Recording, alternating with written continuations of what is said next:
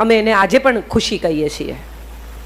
મજાની વાત એ છે કે આપણે બધા આ જે સમાજમાં જન્મ્યા એ સમાજમાં દીકરીથી શરૂ કરીને દાદી સુધી બહુ માન આપે છે સ્ત્રીને. દેવી બનાવે, પૂજા કરે. યત્ર નાર્યસ્તુ પૂજ્યંતે, પણ પૂજ્યંતે શું કરવા?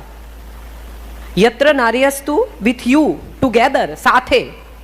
કાં તો દેવી છે કાં તો દાસી છે, વચ્ચેના સ્ટેટસમાં સ્ત્રી માટે જગ્યા નથી. કાં તો એની પૂજા કરે, ગૃહલક્ષ્મી છે, આવકારો, એની પૂજા કરો, એને જે કંઈ બીજું ત્રીજું કરીને એવા પ્લેટફોર્મ પર બેસાડો કે એને નીચે ઉતરવું હોય તો સીડી ગોતવી પડે, ભૂસકો મારે તો ટાંટીઓ તૂટી જાય. અને કાં તો એને એટલી નીચે ઉતારી દો કે સીડી મળે જ નહીં એને કદી ઉપર આવવા માટે. વ્યક્તિ તરીકે આપણે દીકરીને, પત્નીને, માને, બહેનપણીને, દોસ્તને જોવાનું ભૂલી ગયા છીએ. અને સૌથી દુઃખની અથવા સૌથી પીડાની અથવા સૌથી મુશ્કેલીની વાત એ છે કે સ્ત્રીએ પોતે પણ પોતાની જાતને વ્યક્તિ તરીકે જોવાનું બંધ કરી દીધું છે. પુરુષ ન જુએ, ચલો એકવાર એને આપણે માફ કરી શકીએ, સમય બહુ બદલાયો છે, હું ત્યાં પણ આવીશ. પણ મારે જે કહેવું છે તે એ છે કે એક દીન માં છે ને, ગરીબડી બિચારી, રડતી કકળતી, એ કોઈ દિવસ મજબૂત સમાજને જન્મ આપી શકે જ નહીં. તમારે શિવાજી જોઈતો હોય ને તો તમારે જીજાબાઈ જ થવું પડે, એમાં બીજો કોઈ રસ્તો નથી. એટલે તમારે તમારા દીકરાને અંધારામાં એકલો જતા શીખવવું જ પડે. અને હવે દીકરાને શું કામ, હવે દીકરીને પણ શીખવવું પડે. શ્રીદેવીની કથા હજી બહુ જૂની નથી થઈ. બહુ લોકોએ પથ્થર ઠોકી, દારૂ પીતી હતી ને, આમ કરતી હતી ને, વર જોડે ફાવતું નહોતું, નાનું આમ થતું હતું ને, લપસીને મરી ગઈ ને, હાર્ટ એટેકથી મરી ગઈ ને, ડ્રંક હતી ને. સાહેબ, આ બધાની બહાર એક લાઈન છે જે વિશે કોઈએ ભાગ્યે જ લખ્યું. 4 વર્ષની ઉંમરે એ છોકરી કમાઈને ઘરને ખવડાવતી હતી. 4 years old. એના ઘરને કમાઈને આ નાનકડું બાળક ખવડાવતું હતું. સ્કૂલ નથી ગઈ. એને વીર સંઘવીને આપેલા એક ઇન્ટરવ્યુમાં કહ્યું કે ભાઈ, મારું ફોર્મલ એજ્યુકેશન નથી થયું, હું સ્કૂલે ગઈ જ નથી, કારણ કે 4 વર્ષની ઉંમરથી એ તો સ્ટુડિયોઝમાં જતી હતી. પણ એનો આત્મવિશ્વાસ, એનો કોન્ફિડન્સ, આ વજન સાથે એણે હિંમતવાલામાં લેધરનું પેન્ટ પહેર્યું છે. જો એ સમયે એનામાં આવી તાકાત હતી તો એ કઈ પાતળી રહેવા માટે ગાંડપણ કરતી હોય એ વાત સાથે હું અગ્રી જ નથી થતી. જ્યારે ખરેખર વજન ઉતારવાનું હતું ને જ્યારે ખરેખર સેક્સી દેખાવાનું હતું ત્યારે એણે મોટા મોટા થાઈસ સાથે લેધરનું પેન્ટ પહેર્યું જ છે હિંમતવાલામાં, અને હિંમતથી પહેર્યું છે. એ પિક્ચરનું નામ જ હિંમતવાલા છે. તો એ શું કરવા પોતાનું વજન ઉતારવાનો પ્રયત્ન કરે, શું કામ સર્જરીઝ કરાવે? આ સવાલ બહુ અગત્યનો છે. અને આ સવાલનો જવાબ એ છે કે સમાજ સ્ત્રી પાસે સતત સુંદરતાની અપેક્ષા રાખે છે. એને રૂપાળા હોવું જોઈએ, એને પાતળા હોવું જોઈએ, એની કમર સરસ હોવી જોઈએ, એના વાળ લાંબા હોવા જોઈએ, એની સ્કિન સરસ હોવી જોઈએ. વહુ શોધવા જાય ને ત્યારે પણ તમે દિવ્ય ભાસ્કરમાં, ગુજરાત સમાચારમાં એડ વાંચજો, ઊંચી પાતળી ગોરી સુશીલ સંસ્કારી. મને તો મોડે થઈ ગયું છે. કોઈ પરિવારમાં કોઈ એમ કે છે કે સાહેબ અમને તો સેન્સ ઓફ હ્યુમર સારી હોય એવી છોકરી જોઈએ, હસી શકવી જોઈએ, પરિવાર જોડે મજા કરી શકવી જોઈએ. સસરાને સસરા નહીં પણ પિતામાને સાચું મોઢે કહી શકે નમ્રતાથી, ખોટું થતું હોય પરિવારમાં તો. આવી દીકરી આપણને નથી જોઈતી. અને સાહેબ, સાસુઓ ભેગી થાય ને બહુ મજા આવે. કીટી પાર્ટીમાં, બીજા બધા કાર્યક્રમોમાં. અમારી વહુએ બનાવ્યું છે. બનાવ્યું હોય કે ના બનાવ્યું હોય. કેમ? તો કે મારી વહુ રસોઈ કરે છે, મારી વહુ ઘર સાચવે છે. આ એણે ગૂંથ્યું છે, આ એણે કર્યું છે. એણે નથી કર્યું, એને કંઈ નથી આવડતું સાહેબ.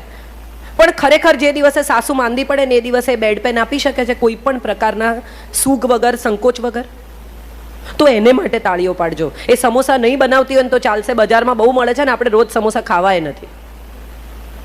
આપણે બધા સ્ત્રીની ક્વોલિટીઝને છે ને જુદી રીતે જોતા શીખ્યા, અને આની પાછળ સમાજનું બહુ મોટું પ્રદાન છે.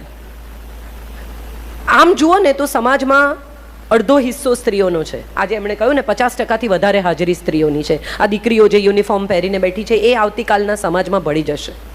જે સ્ત્રીઓ સાડી પહેરીને બેઠી છે, 50ની ઉપર છે, એ ધીમે ધીમે સમાજને જુદી દિશામાં લઈ જઈ રહી છે.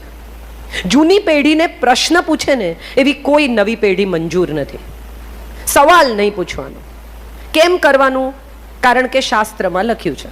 કયા શાસ્ત્રમાં ખબર નથી, પણ શાસ્ત્રમાં લખ્યું છે, મને ખબર છે. તમને કેવી રીતે ખબર છે? ભાઈ, બ્રાહ્મણોએ કહ્યું, વડીલોએ કહ્યું. વડીલોને કોણે કહ્યું ખબર નથી.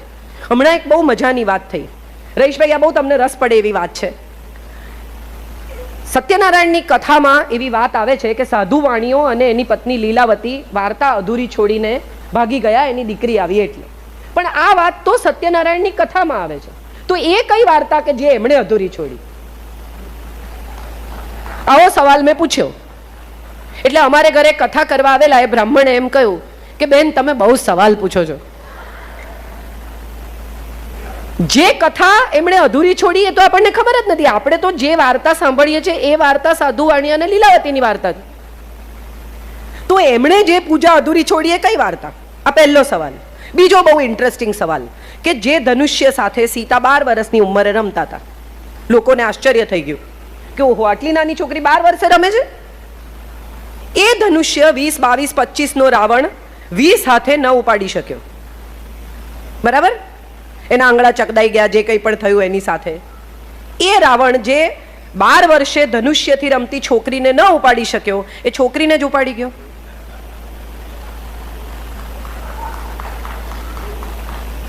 આ સવાલનો જવાબ કોઈ પાસે નથી.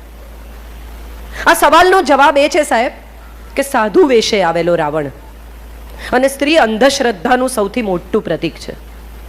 ભગવા વેશે આવેલા તમામને, સ્વામીજી મને પ્લીઝ માફ કરજો, તમામને નમવું એ ધીરે ધીરે સ્ત્રીની પ્રકૃતિ થતી જાય છે. ખરેખર સ્વામીજી જેવા કેટલા લોકો છે કે જે ભગવાનને શોભાવે છે, ભગવા એમનાથી શોભે છે. એવા કેટલા નામો તમે લઈ શકો આજના સમયમાં. રામ રહીમથી શરૂ કરીને, આસારામથી શરૂ કરીને કેટલા લોકો છે જેના દરબારમાં તમે દાખલ થાઓ પછી તમારે પૈસા આપવાના અને પછી એક લાલ ચટણી ખાઓ ને લીલી ચટણી ખાઓ ને કેળા ખાઓ ને સમોસા ખાઓ અને તમારી જિંદગી સુધરી જશે. આ બધા જ ધીરે ધીરે ધીરે ધીરે આપણને એ દિશામાં, તમે દિવ્ય ભાસ્કરની પૂર્તિઓ જુઓ, મારું જ છાપું છે, હું જ લખું છું, છતાં મારે તમને કહેવું છે કે એની પૂર્તિઓ તમે જુઓ તો તમને સમજાય કે છેલ્લા પાને જ્યોતિષ ને વશીકરણ ને નિવારણ ને ફલાણું ને કામ થવાની 100% ગેરંટી. સાહેબ, તમારું કામ થતું હોય તો જાતે કરી લો, એડ કેમ આપો છો? તમારે એડ આપવી પડે છે એનો અર્થ જ એમ કે તમારી પાસે ક્લાયન્ટ નથી. તો બોલાવો વશીકરણથી ક્લાયન્ટને. તમારે એડની ક્યાં જરૂર છે? આપણે બધા જ ક્યાંક ને ક્યાંક, કશેક ને કશેક એવા વિસ્તારમાં પ્રવેશી ગયા છીએ જે વિસ્તારમાં અજ્ઞાન છે, અંધારું છે, સમજણ નથી, યુદ્ધ છે જાત સાથેનું અને બીજા સાથેનું. બહુ જ બધી સ્ત્રીઓ એવું કહે છે કે સ્ત્રી જ સ્ત્રીની દુશ્મન છે, સ્ત્રી જ સ્ત્રીની દુશ્મન છે. મારે ખરેખર હૃદય પર હાથ મૂકીને એવી સ્ત્રીઓને પૂછવું છે કે એવી કેટલી સાસુઓ છે કે જે પ્રેગ્નન્ટ વહુ પગથિયા ઉતરતી હોય ત્યારે પગથિયા પર તેલ રેડે. એકતા કપૂરની સિરિયલ સિવાય આવું ક્યાંય થતું નથી. અને છતાંય આપણે આખી બપોર, ભલું હોય તો બીજી વાર પણ એનો એ એપિસોડ જોઈએ છે એવું વિચારીને કે કંઈક બદલાઈ ગયું હોય તો. ગુજરાતી સ્ત્રી પાસે ધીરજ છે સાહેબ, એક ક્ષમા છે કે એકનો એક એપિસોડ 2 વાર જોઈ શકે છે. એટલી ધીરજ છે. આ હું માનું છું ત્યાં સુધી સમાજને બનાવનારી સ્ત્રી છે. ઇતિહાસનું વહન કરે છે પોતાના ખભા પર. એની પાંસળીમાંથી, એના ગર્ભમાંથી ઇતિહાસ પસાર થાય છે. આખી એક નવી પેઢીને જન્મ આપવાનું કામ ઈશ્વરે સ્ત્રીને સોંપ્યું. શું વિચારીને? એવું વિચારીને કે એના ગર્ભમાંથી નીકળનારો આ જીવ, આ આત્મા, આ શરીર કોઈક એવા અપૂર્વ તેજ સાથે આવશે. કારણ કે આના શરીરને તેજ આપ્યું છે સાહેબ.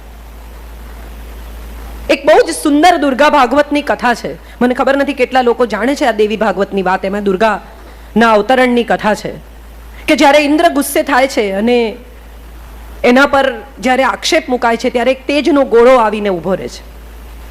ઇન્દ્ર કહે છે કે ખસ વચ્ચેથી, અને તેજનો ગોળો કહે છે કે તું તો તાકાત વાળો છે, ખસેડ, તને તો આવડે છે. ઇન્દ્ર ફૂંક મારે છે, ગોળો વધુ પ્રજ્વલિત થાય છે. ઇન્દ્ર વરસાદ લઈને આવે છે, ગોળો વધુ પ્રજ્વલિત થાય છે. ઇન્દ્રને તાપ લાગવા માંડે છે, ગભરામણ થાય છે. અને છેલ્લે જ્યારે એના બધા જ શસ્ત્રો અસ્ત્રો બેકાર થાય છે ત્યારે ગોળામાંથી દુર્ગા પ્રગટે છે અને એને કહે છે કે પગે પડ, વેદ હું તને શોધી આપીશ. વેદ ચોરાઈ ગયા છે. આ પ્રાગટ્ય છે દુર્ગાનું. અને દરેક સ્ત્રીમાં દુર્ગા છે. એ પંજાબી પહેરતી હોય તો પણ, પેન્ટ પહેરતી હોય તો પણ, મંદિરમાં જઈને પેન્ટ પહેરીને દુપટ્ટો ઓઢ્યા વગર પગે લાગતી હોય તો પણ.